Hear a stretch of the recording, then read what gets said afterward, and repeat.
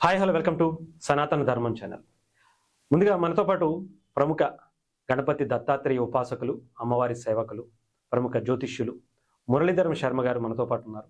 ఆయన అడిగి కొన్ని ధర్మ సందేహాలను తెలుసుకుందాం. నమస్తే గురుగారు. మహాదేవ శ్రీమాత్రే నమః.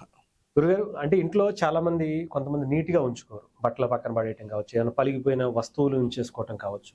ఎక్కువగా కొంతమంది ఏంటంటే ఏదో ఒక దేనికో దానికి ఉపయోగపడుతుందిలే అని ఏదైనా నిరిగిపోయిన వస్తువులను కూడా ఇంట్లో పెట్టుకుంటా ఉంటారు.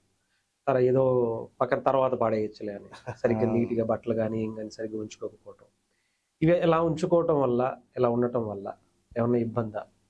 ఇబ్బంది అంటే ఇబ్బంది. ఎందుకు అంటే ఇప్పుడు ఒక అద్దం పగిలిపోయింది. అద్దం అంటే మనకు ఒక అద్భుతమైనటువంటి ఎనర్జీ. అద్దంలో చూసుకోవడం ద్వారా, అద్దంలో మనల్ని మనం చూసుకోవడం ద్వారా ఒక ఫీల్ వేరే ఉంటుంది. అలాంటి అద్దం పగిలిపోయింది అంటే దాని ఎనర్జీ లాస్ అయిపోయినట్టే. సో పగిలిన అద్దం కానీ, గోడ గడియారాలు కూడా పగిలిపోయినవి ఉంటాయి కొన్ని.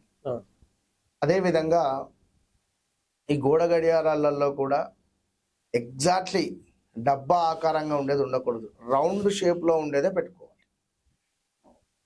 ఇవాళ రేపు ఇట్లా ఏదో షేప్లో గమ్మత్తుగా వస్తున్నాయి, ఎవడెవడు ఏదో చూపిస్తూ ఉన్నారు. అలాంటివి ఏం పెట్టుకోవద్దు.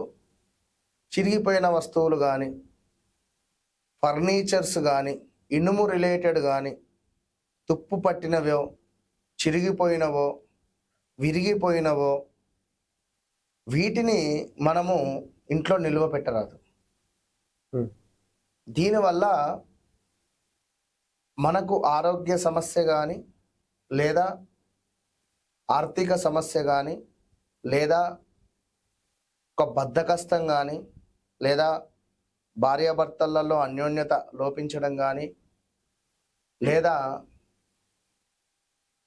తెలియని ఒక నెగిటివ్ ఇంపాక్ట్ మనకు వస్తుంది. ఇప్పుడు బట్టలు, వస్త్రాలు చిన్నగా అయినవి, వీటిని డోర్ మ్యాట్ లాగానో కింద వేసి కాలుతో తుడిపేస్తూ ఉంటారు, నలిపేస్తూ ఉంటారు. అలా అస్సలు చేయకూడదు.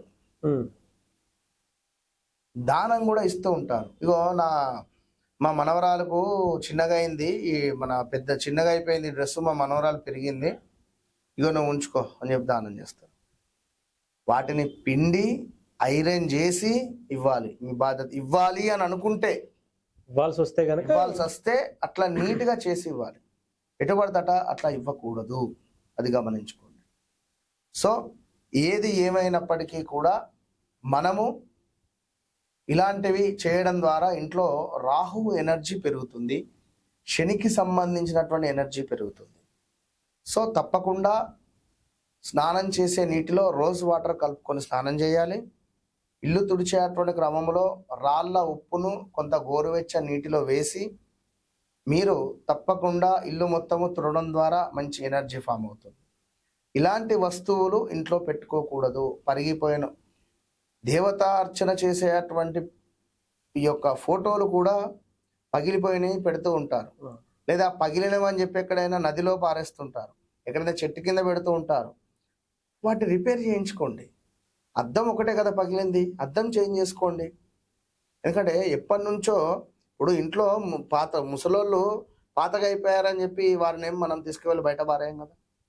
అవి మనతో ట్రావెల్ చేస్తున్నవి మన జీవితంలో, వాటిని కాపాడుకోండి. లేదు మీ మనసు ఒప్పుకోవడం లేదు, వాటిని ఇంట్లోనే మూటగా కట్టి ఎక్కడైనా లైక్ పైన పెట్టేయండి. సెల్ఫ్ పైననో, ర్యాక్ పైననో, లేదా ఎక్కడైనా పైన మీరు పెట్టేసేయండి. అదంతేగాని అరిగిపోయినాయి, చిరిగిపోయినాయి, ఏదో ఇంకేదో అని చెప్పి ఆ యొక్క దేవతార్చనకు సంబంధించిన విగ్రహాలు కూడా ఏమైనా విరిగిపోయినాయి ఉన్నా కూడా ఎక్కడో పారేస్తూ ఉంటారు. ఇన్ని రోజులు మీకు ఒక ఎనర్జీని ఇచ్చింది, అలా పారేయకూడదు. ఇంట్లోనే ఒక పక్కన పెట్టండి, అంతే. అలా చేసుకోండి, మంచి ఫలితం ఉండదు. ఎందుకంటే నెగిటివ్ ఇంపాక్ట్ అవుతుంది. ధన్యవాదాలు సార్. Thank you.